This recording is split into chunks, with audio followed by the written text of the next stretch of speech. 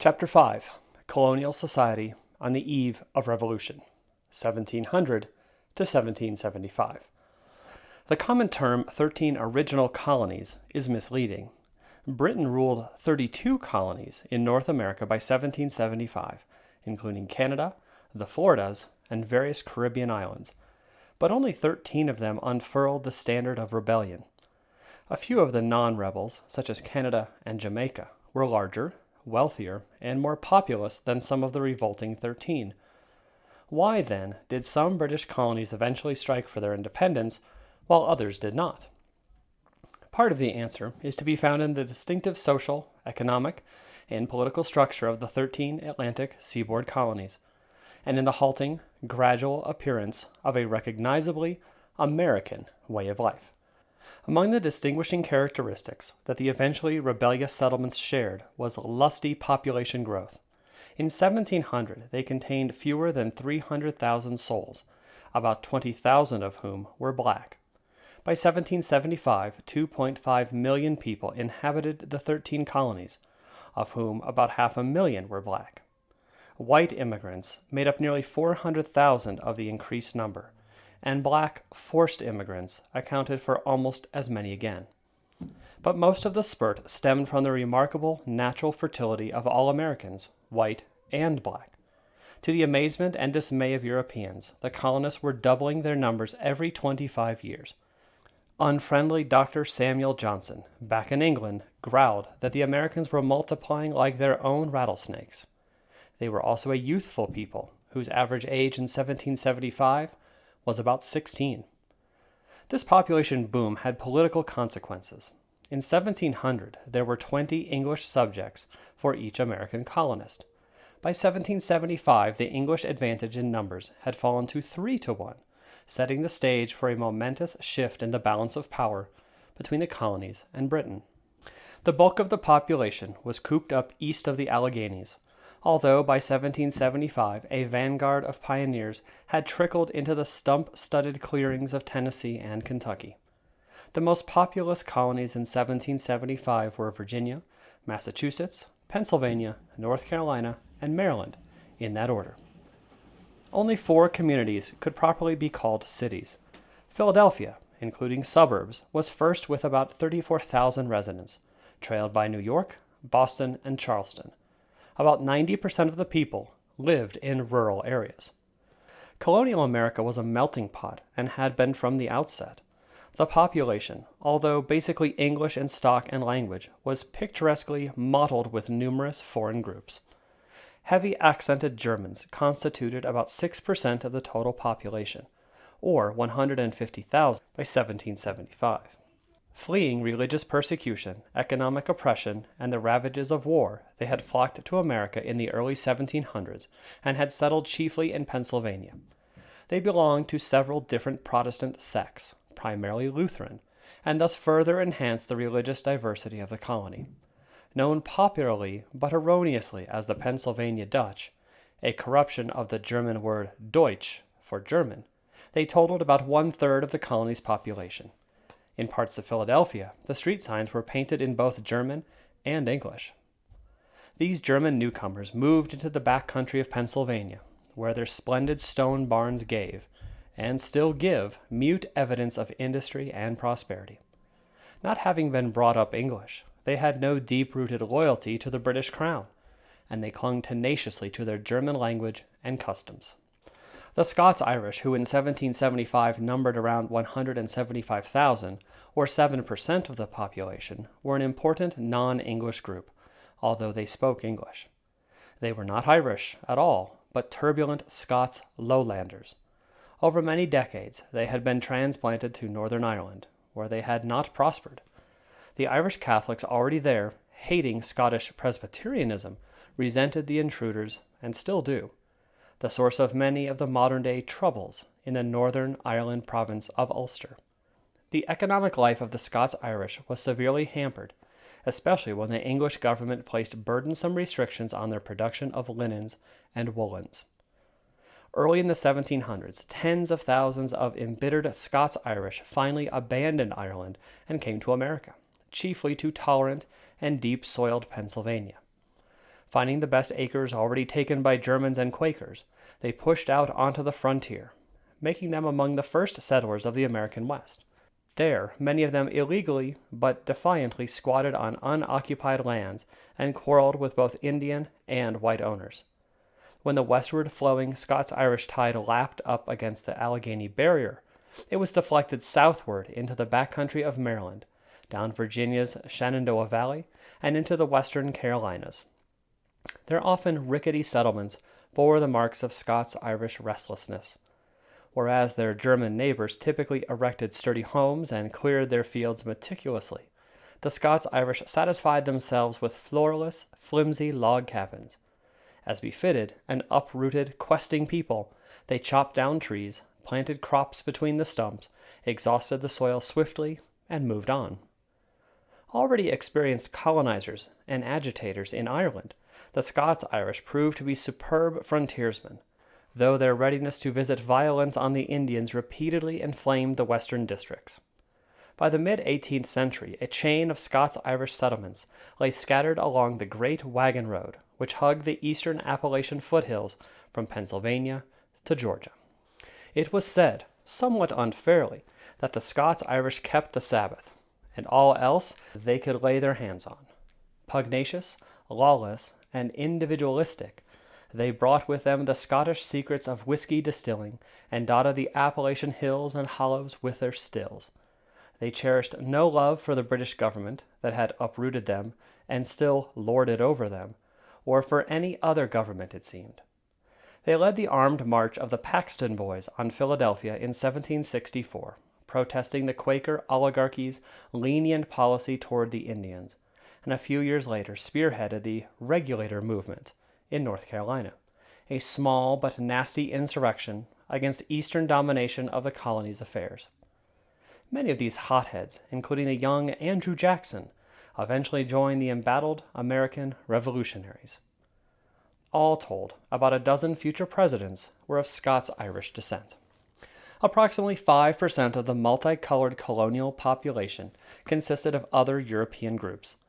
These embraced French Huguenots, Welsh, Dutch, Swedes, Jews, Irish, Swiss, and Scots Highlanders, as distinguished from the Scots-Irish. Except for the Scots Highlanders, such hodgepodge elements left little loyalty to the British Crown. By far the largest single non-English group was African, accounting for nearly 20% of the colonial population in 1775, and heavily concentrated in the South. The population of the 13 colonies, though mainly Anglo-Saxon, was perhaps the most mixed to be found anywhere in the world. The South, holding about 90% of the slaves, already displayed its historic black and white racial composition. New England, mostly staked out by the original Puritan migrants, showed the least ethnic diversity. The middle colonies, especially Pennsylvania, received the bulk of later white immigrants and boasted an astonishing variety of peoples. Outside of New England, about one-half the population was non-English in 1775. Of the 56 signers of the Declaration of Independence in 1776, 18 were non-English, and 8 had not been born in the colonies. As these various immigrant groups mingled and intermarried, they laid the foundations for a new, multicultural American national identity, unlike anything known in Europe. The French settler, Michel Guillaume Jean de Crèvecœur, saw in America in the 1770s a strange mixture of blood, which you will find in no other country, and he posed his classic question: what then is the American, this new man? Nor were white colonists alone in creating new societies out of diverse ethnic groups. The African slave trade long had mixed peoples from many different tribal backgrounds, giving birth to an African American community far more variegated in its cultural origins than anything to be found in Africa itself. Similarly, in the New England praying towns, where Indians were gathered to be Christianized, and in Great Lakes villages such as Detroit, home to dozens of different displaced indigenous peoples, polyglot Native American communities emerged, blurring the boundaries of individual tribal identities. Slavery exploded in the North American colonies during the 18th century. Life for slaves was everywhere terrible, though not everywhere the same. In the deepest South, slave life was especially severe. The climate was hostile to health, and the labor was life-draining.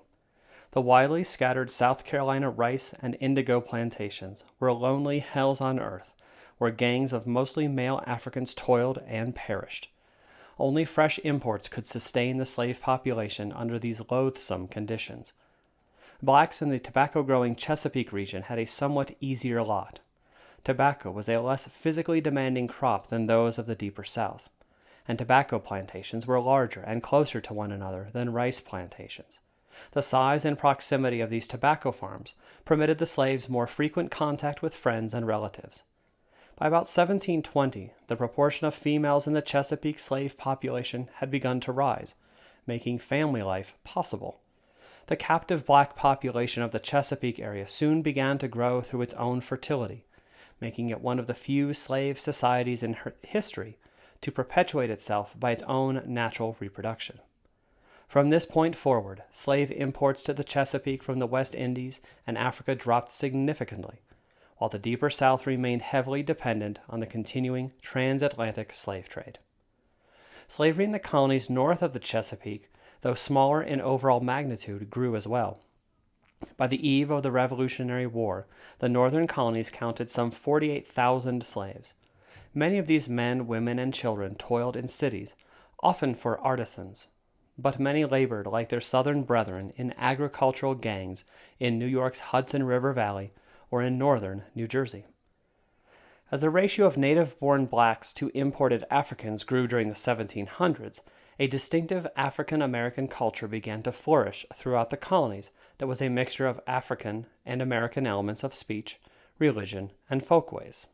On the sea islands off South Carolina's coast, blacks evolved a unique language, Gullah, probably a corruption of Angola, the African region from which many of them had come, that blended English with several African languages, including Yoruba, Igbo, and Hausa.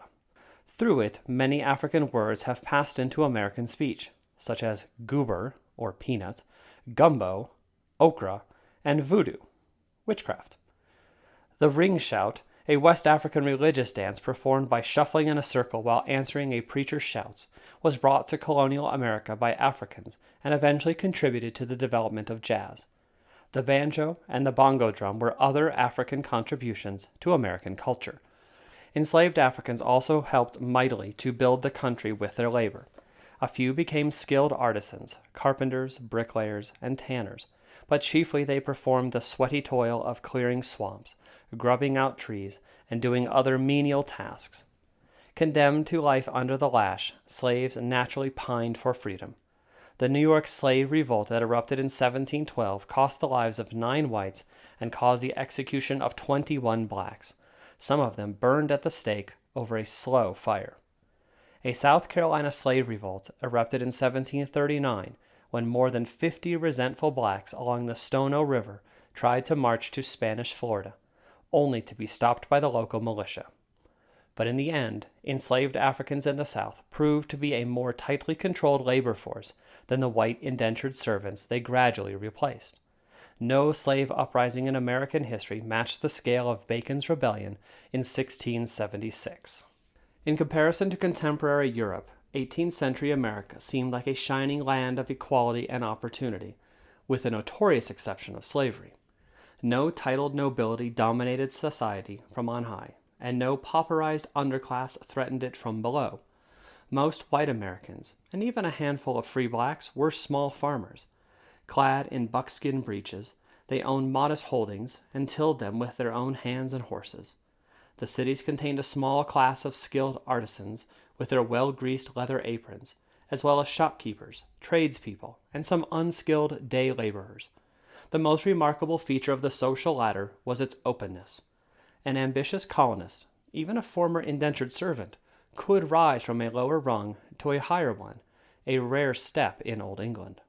Yet in contrast with 17th century America, colonial society on the eve of the Revolution was beginning to show signs of stratification and barriers to mobility that raised worries about the Europeanization of America. The gods of war contributed to these developments.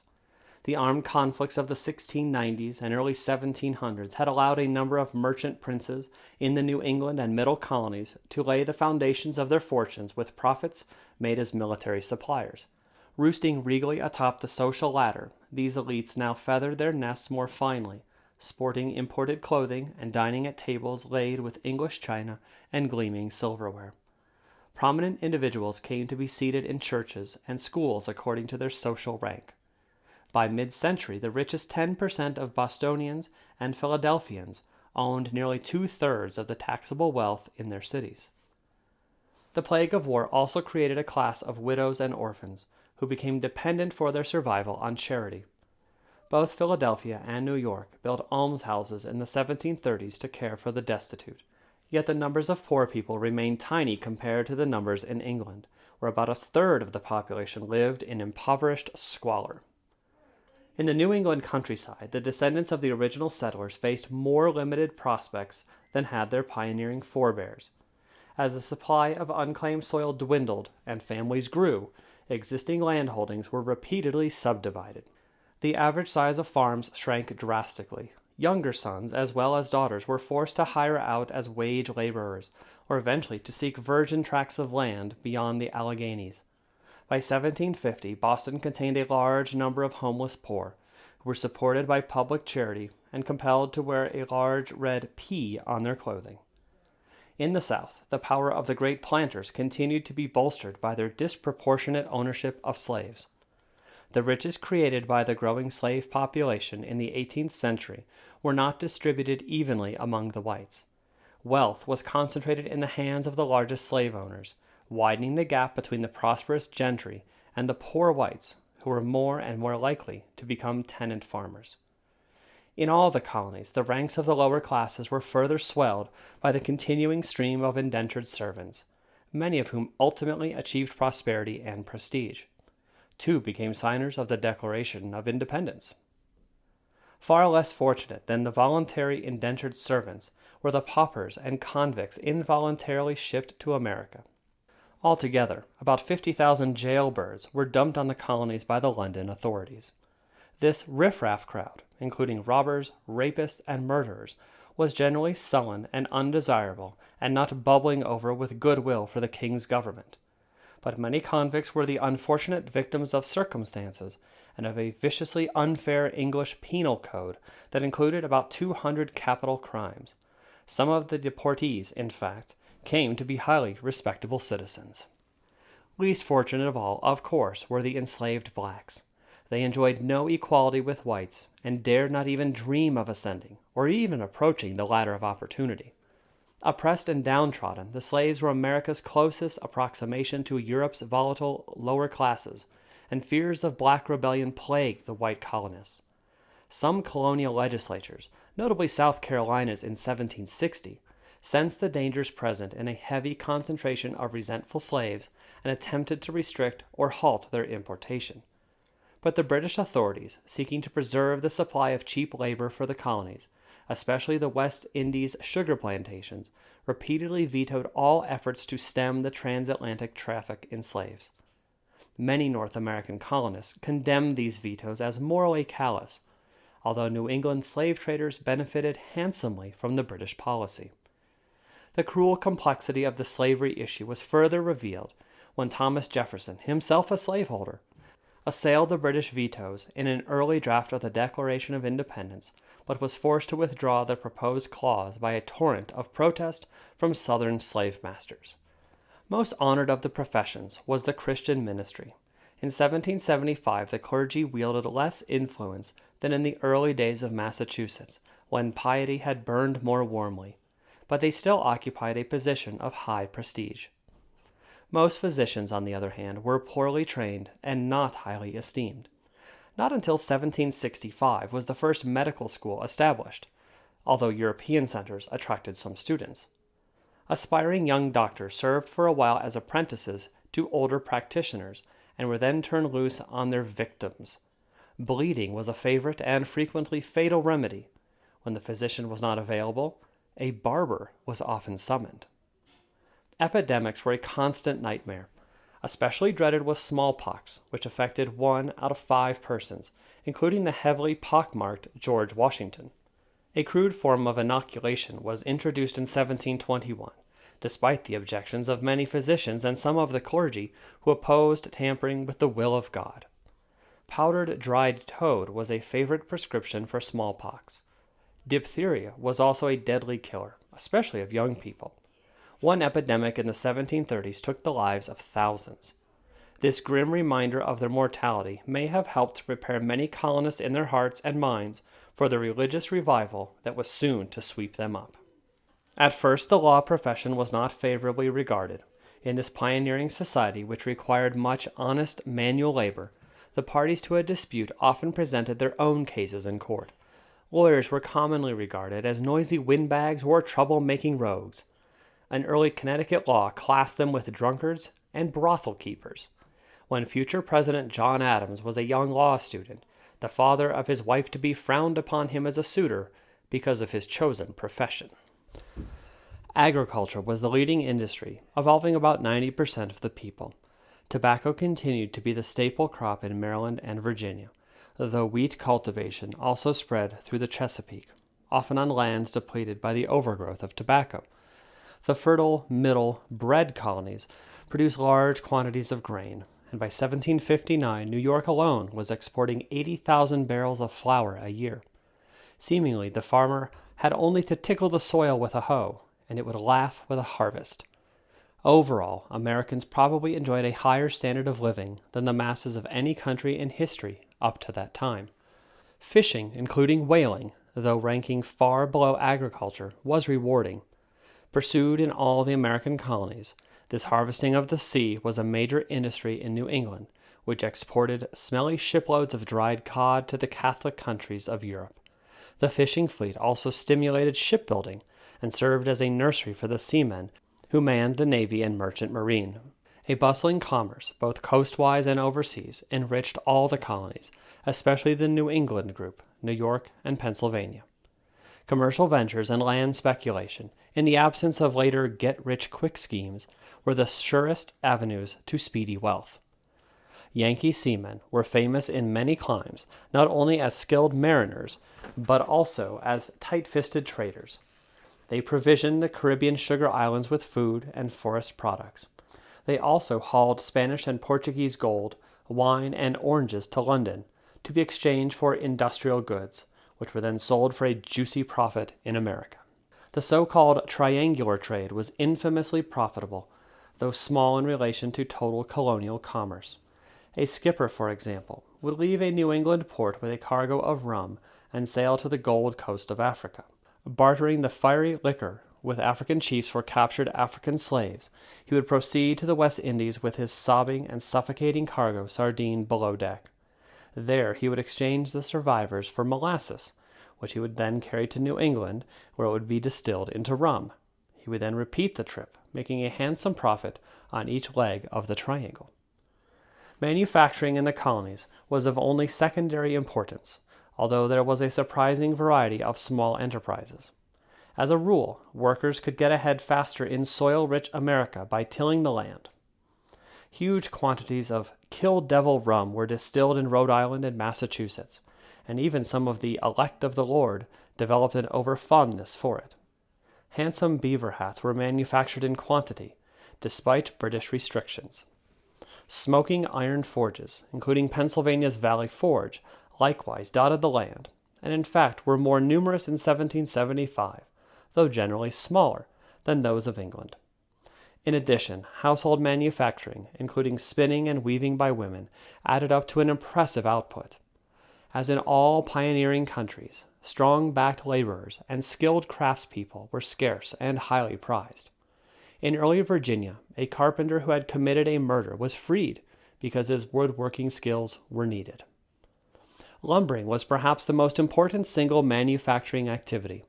Countless cartloads of fresh-felled timber were consumed by shipbuilders, at first chiefly in New England and then elsewhere in the colonies. By 1770, about 400 vessels of assorted sizes were splashing down the ways each year, and about one-third of the British merchant marine was American-built. Colonial naval stores, such as tar, pitch, rosin, and turpentine, were highly valued, for Britain was anxious to gain and retain a mastery of the seas. London offered generous bounties to stimulate production of these items. Otherwise, Britain would have had to turn to the uncertain and possibly hostile Baltic areas. Towering trees, ideal as masts for His Majesty's navy, were marked with the king's broad arrow for future use. The luckless colonist who was caught cutting down this reserve timber was subject to a fine. Even though there were countless unreserved trees and the blazed ones were being saved for the common defense, this shackle on free enterprise engendered considerable bitterness. Americans held an important flank of a thriving, many-sided Atlantic economy by the dawn of the 18th century. Yet strains appeared in this complex network as early as the 1730s.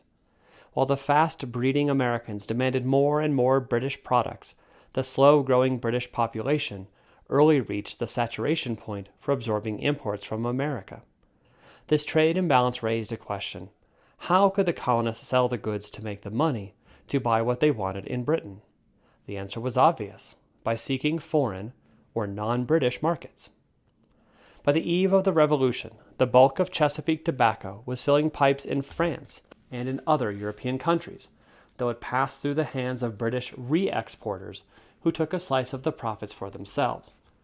More important was the trade with the West Indies, especially the French islands. West Indian purchases of North American timber and foodstuffs provided the crucial cash for the colonists to continue to make their own purchases from Britain. But in 1733, bowing to pressure from influential British West Indian planters, Parliament passed the Molasses Act, aimed at squelching North American trade with the French West Indies. If successful, the scheme would have struck a crippling blow to American international trade and to colonists' standard of living. American merchants responded to the act by bribing and smuggling their way around the law. Thus was foreshadowed the impending imperial crisis, when headstrong Americans would revolt rather than submit to the dictates of the far-off Parliament, apparently bent on destroying their very livelihood. All sprawling and sparsely populated pioneer communities are cursed with oppressive problems of transportation. America, with a scarcity of both money and workers, was no exception.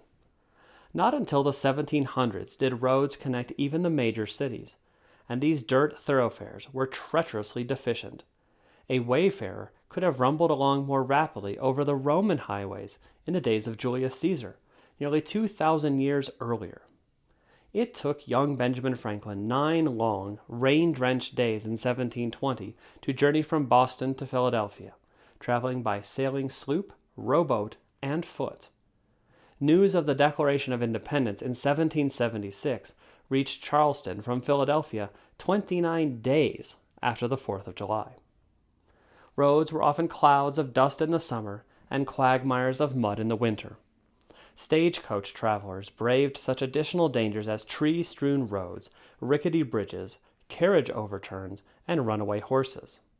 A traveler venturesome enough to journey from Philadelphia to New York, for example, would not think it amiss to make a will and pray with the family before departing. Where man-made roads were wretched, heavy reliance was placed on God-grooved waterways. Population tended to cluster along the banks of navigable rivers. There was also much coastwise traffic, and although it was slow and undependable, it was relatively cheap and pleasant, at least in fair weather. Taverns sprang up along the main routes of travel, as well as in the cities. Their attractions customarily included such amusements as bowling alleys, pool tables, bars, and gambling equipment. Before a cheerful, roaring log fire, all social classes would mingle, including the village loafers and drunks. The tavern was yet another cradle of democracy. Gossips also gathered at the taverns, which were clearinghouses of information, misinformation, and rumor, frequently stimulated by alcoholic refreshment and impassioned political talk. A successful politician, like the wire-pulling Samuel Adams, was often a man who had a large alehouse fraternity in places like Boston's Green Dragon Tavern. Taverns were important in crystallizing public opinion and proved to be hotbeds of agitation as the revolutionary movement gathered momentum. An intercolonial postal system was established by the mid-1700s, although private couriers remained. Some mail was handled on credit.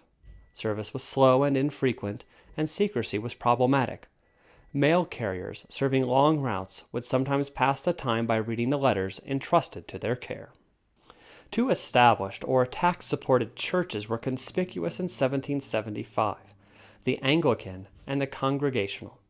A considerable segment of the population, surprisingly enough, did not worship in any church, and in those colonies that maintained an established religion, only a minority of the people belonged to it.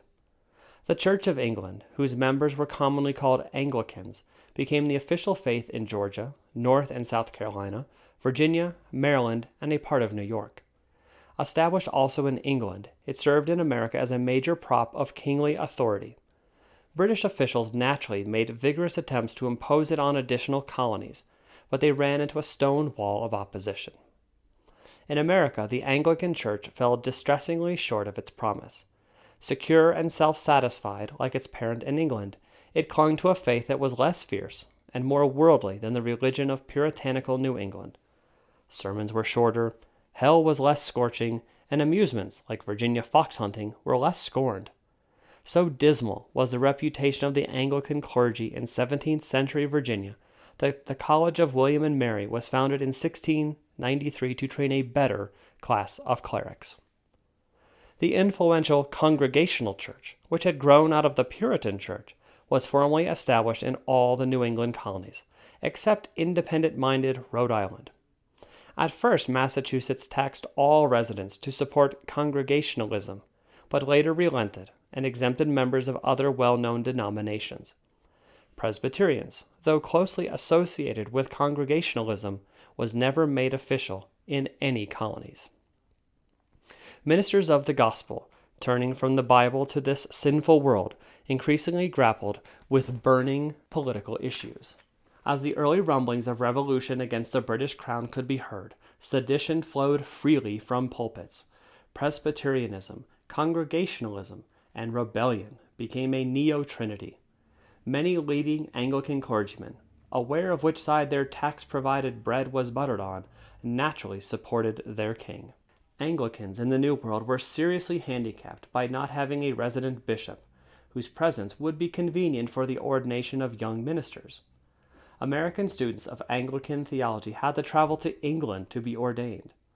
On the eve of the Revolution, there was serious talk of creating an American bishopric, but the scheme was violently opposed by many non-Anglicans who feared a tightening of the royal reins. This controversy poured holy oil on the smoldering fires of rebellion. Religious toleration had indeed made enormous strides in America, at least when compared with its halting steps abroad. Roman Catholics were still generally discriminated against, as in England, even in office holding. But there were fewer Catholics in America, and hence the anti-papist laws were less severe and less strictly enforced. In general, people could worship, or not worship, as they pleased. In all the colonial churches, religion was less fervid in the early 18th century than it had been a century earlier, when the colonies were first planted. The Puritan churches in particular sagged under the weight of two burdens: their elaborate theological doctrines and their compromising efforts to liberalize membership requirements. Churchgoers increasingly complained about the dead dogs who droned out tedious, overly erudite sermons from Puritan pulpits. Some ministers, on the other hand, worried that many of their parishioners had gone soft and that their souls were no longer kindled by the hellfire of orthodox Calvinism. Liberal ideas began to challenge the old-time religion. Some worshippers now proclaimed that human beings were not necessarily predestined to damnation and might save themselves by leading a life of good works.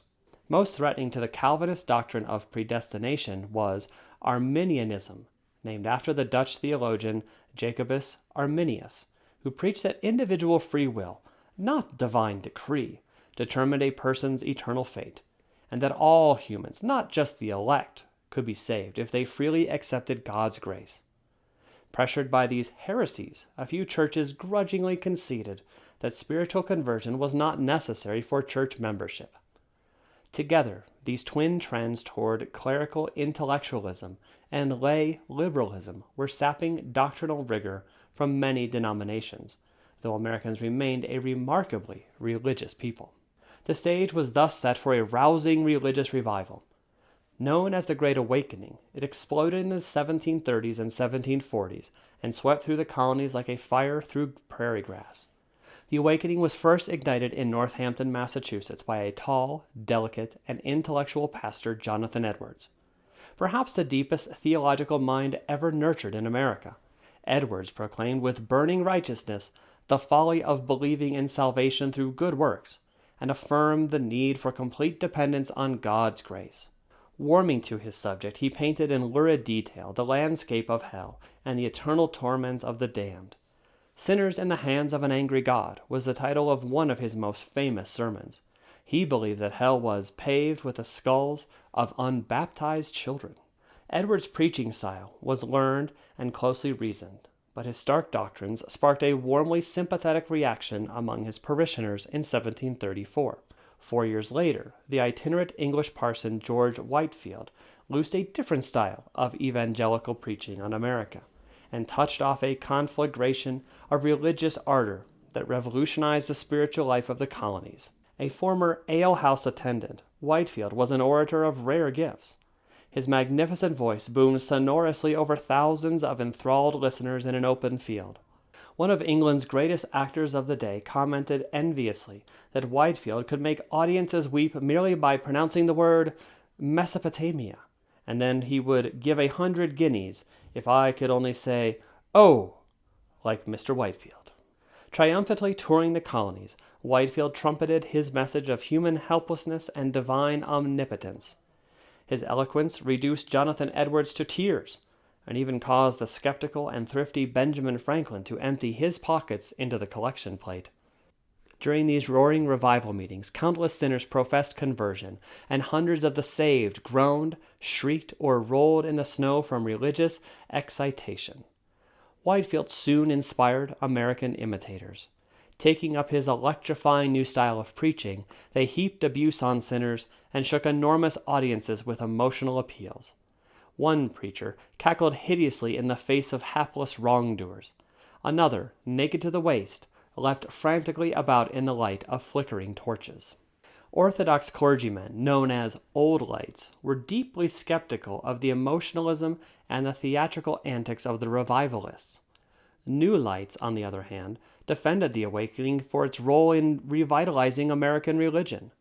Congregationalists and Presbyterians split over this issue, and many of the believers in religious conversion went over to the Baptists, Methodists, and other sects more prepared to make room for emotion in religion.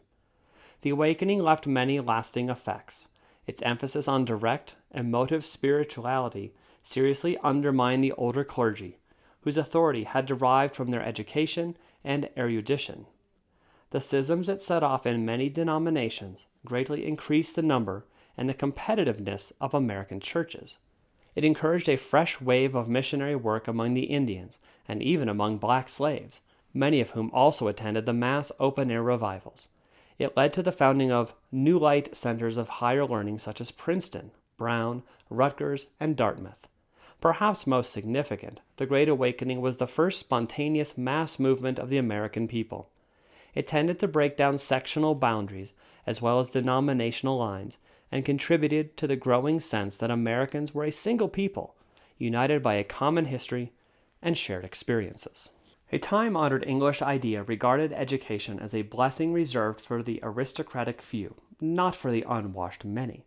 Education should be for leadership, not citizenship, and primarily for males. Only slowly and painfully did the colonists break the chains of these ancient restrictions.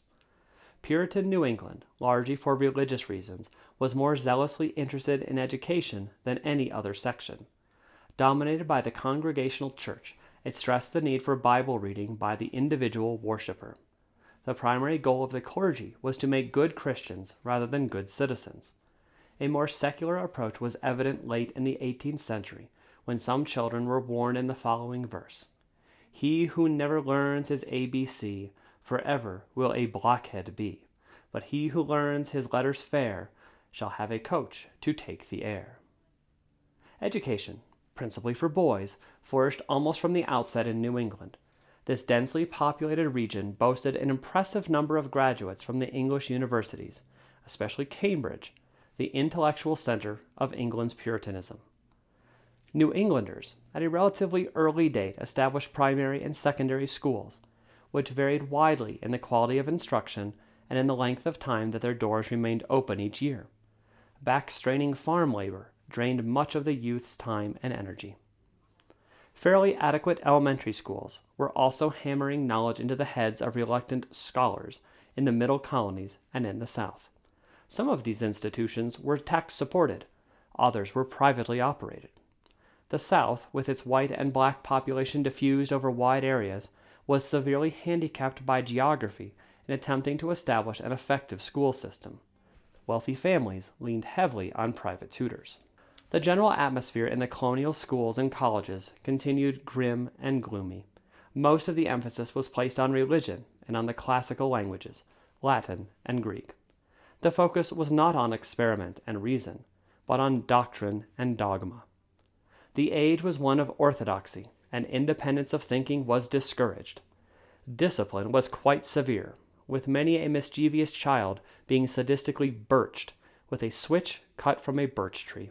Sometimes punishment was inflicted by indentured servant teachers who could themselves be whipped for their failures as workers, and who therefore were not inclined to spare the rod. College education, at least at first in New England, was geared toward preparing men for the ministry. After all, churches would wither if a new crop of ministers was not adequately trained to lead the region's spiritual flocks. Annoyed by this exclusively religious emphasis, many well-to-do families, especially in the South, sent their boys abroad to acquire a real, meaning a refined and philosophical education in elite English institutions. For purposes of convenience and economy, 9 local colleges were established during the colonial era. Student enrollments were small, numbering about 200 boys at the most, and at one time a few lads as young as 11 were admitted to Harvard. Instruction was poor by present-day standards. The curriculum was still heavily loaded with theology and the dead languages, although by 1750 there was a distinct trend toward live languages and other modern subjects. A significant contribution was made by Benjamin Franklin. He had never attended college, but played a major role in launching what became the University of Pennsylvania, the first American college free from denominational control. When it came to art and culture, colonial Americans were still in thrall to European tastes, especially British. The simplicity of pioneering life had not yet bred many homespun patrons of the arts. One aspiring painter, John Trumbull of Connecticut, was discouraged in his youth by his father's chilling remark, "Connecticut is not Athens." Like so many of his talented artistic contemporaries, Trumbull was forced to travel to London to pursue his ambitions. Charles Willson Peale, best known for his portraits of George Washington, ran a museum, stuffed birds, and practiced dentistry. Gifted Benjamin West and precocious John Singleton Copley succeeded in their ambitions to become famous painters. But like Trumbull, they had to go to England to complete their training. Only abroad could they find subjects who had the leisure to sit for their portraits and the money to pay handsomely for them. Copley was regarded as a loyalist during the Revolutionary War, and West, a close friend of George III and official court painter, was buried in London's St. Paul's Cathedral. Architecture was largely imported from the Old World and modified to meet the peculiar climatic and religious conditions of the New World. Even the lowly log cabin was apparently borrowed from Sweden. The red brick Georgian style, so common in the pre-revolutionary decades, was introduced around 1720 and is best exemplified by the beauty of now restored Williamsburg, Virginia. Colonial literature, like art, was generally undistinguished, and for many of the same reasons. One noteworthy exception was the precocious poet Phyllis Wheatley, an enslaved girl brought to Boston at age 8 and never formally educated. Taken to England when 20 years of age, she published a book of verse, and subsequently wrote other polished poems that reveal the influence of Alexander Pope. Her verse compares favorably with the best of the poetry-poor colonial period, but the remarkable fact is that she could overcome her severely disadvantaged background and write any poetry at all. Versatile Benjamin Franklin, often called the first civilized American, also shone as a literary light. Although his autobiography is now a classic, he was best known to his contemporaries for Poor Richard's Almanac, which he edited from 1732 to 1758. This famous publication, containing many pithy sayings culled from the thinkers of the ages, emphasized such homespun virtues as thrift, industry, morality, and common sense. Examples are, "What maintains one vice would bring up two children. Plow deep while sluggards sleep. Honesty is the best policy." And "Fish and visitors stink in 3 days." Poor Richard's was well known in Europe and was more widely read in America than anything except the Bible. Dispensing witty advice to old and young alike, Franklin had an incalculable influence in shaping the American character. Science, rising above the shackles of superstition, was making some progress, though lagging behind that of the Old World. A few botanists, mathematicians, and astronomers had won some repute, but Benjamin Franklin was perhaps the only first-rank scientist produced in the American colonies. Franklin's spectacular but dangerous experiments, including the famous kite-flying episode proving that lightning was a form of electricity, won him numerous honors in Europe. But his mind also had a practical turn. Among his numerous inventions were bifocal spectacles and the highly efficient Franklin stove. His lightning rod, perhaps not surprisingly, was condemned by some stodgy clergymen who felt it was presuming on God by attempting to control the artillery of the heavens. Stump-grubbing Americans were generally too poor to buy quantities of books and too busy to read them. A South Carolina merchant in 1744 advertised the arrival of a shipment of printed books, pictures, maps, and pickles. A few private libraries of fair size could be found, especially among the clergy. The Byrd family of Virginia enjoyed perhaps the largest collection in the colonies, consisting of about 4,000 volumes. Bustling Benjamin Franklin established in Philadelphia the first privately supported circulating library in America, and by 1776 there were about 50 public libraries and collections supported by subscription. Hand-operated printing presses cranked out pamphlets, leaflets, and journals. On the eve of the Revolution, there were about 40 colonial newspapers, chiefly weeklies that consisted of a single large sheet folded once. Columns ran heavily to somber essays, frequently signed with such pseudonyms as Cicero, Philosophicus, and Pro Bono Publico, for the public good. The news often lagged many weeks behind the event, especially in the case of overseas happenings, in which the colonists were deeply interested. Newspapers proved to be a powerful agency for airing colonial grievances and rallying opposition to British control. A celebrated legal case in 1734 to 1735 involved John Peter Zenger, a newspaper printer. Significantly, the Zenger trial arose in New York, reflecting the tumultuous give and take of politics in the middle colonies, where so many different ethnic groups jostled against one another. Zenger's newspaper had assailed the corrupt royal governor. Charged with seditious libel, the accused was hauled into court, where he was defended by a former indentured servant, now a distinguished Philadelphia lawyer, Alexander Hamilton. Zenger argued that he had printed the truth, but the bewigged royal chief justice instructed the jury not to consider the truth or falsity of Zenger's statements. The mere fact of printing, irrespective of the truth, was enough to convict. Hamilton countered that the very liberty of both exposing and opposing arbitrary power was at stake. Swayed by his eloquence, the jurors defied the bewigged judges and daringly returned a verdict of not guilty. Cheers burst from the spectators. The Zenger decision was a banner achievement for freedom of the press and for the health of democracy. It pointed the way to the kind of open public discussion required by the diverse society that colonial New York already was and that all America was to become. Although contrary to existing law and not immediately accepted by other judges and juries, in time it helped establish the doctrine that true statements about public officials could not be prosecuted as libel. Newspapers were thus eventually free to print responsible criticisms of powerful officials, though full freedom of the press was unknown during the pre-revolutionary era. American colonists may have been backward in natural or physical science, but they were making noteworthy contributions to political science. The 13 colonial governments took a variety of forms. By 1775, 8 of the colonies had royal governors, who were appointed by the king. 3, Maryland, Pennsylvania, and Delaware, were under proprietors who themselves chose the governors, and 2, Connecticut and Rhode Island, elected their own governors under self-governing charters.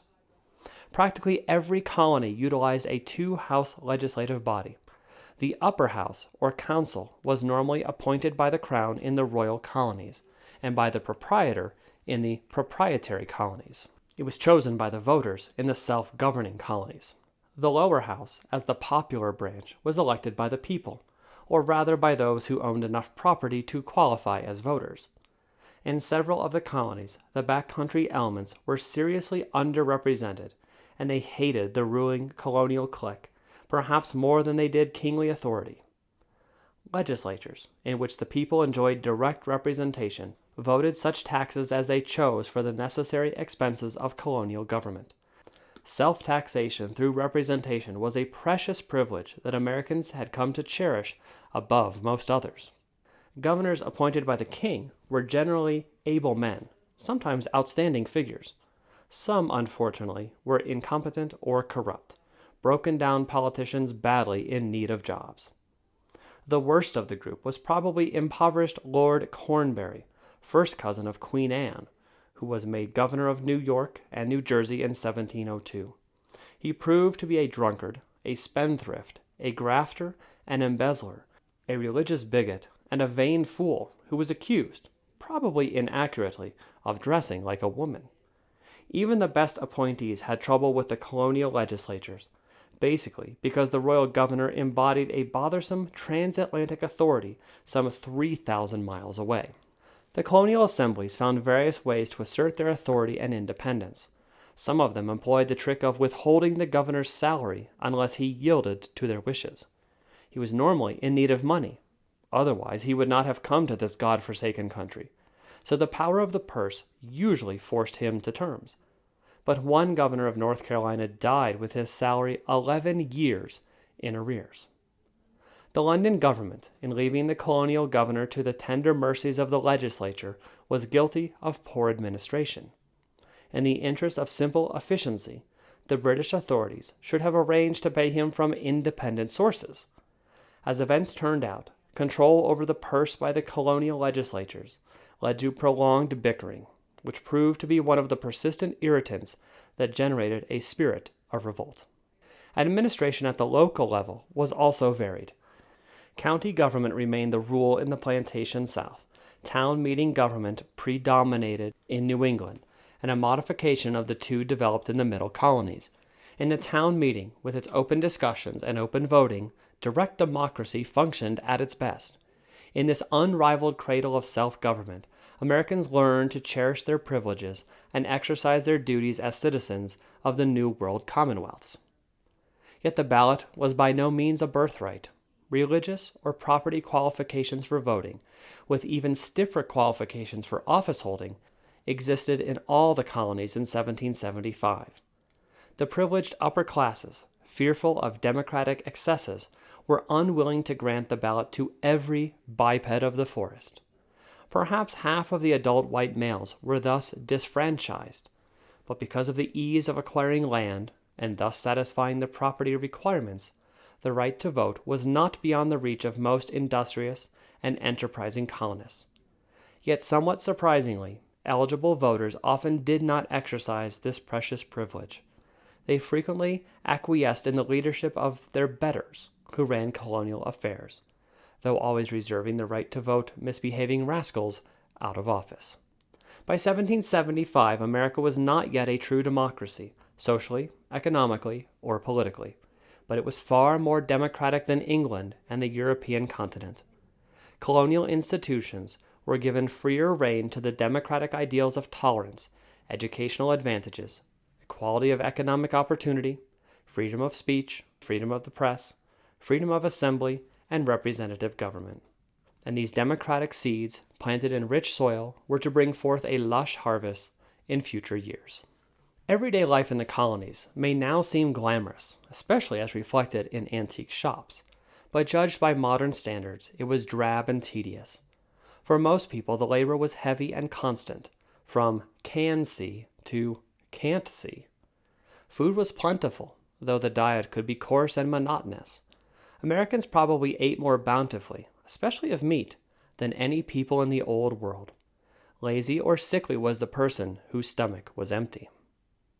Basic comforts now taken for granted were lacking. Churches were not heated at all, except for charcoal foot warmers that the women carried.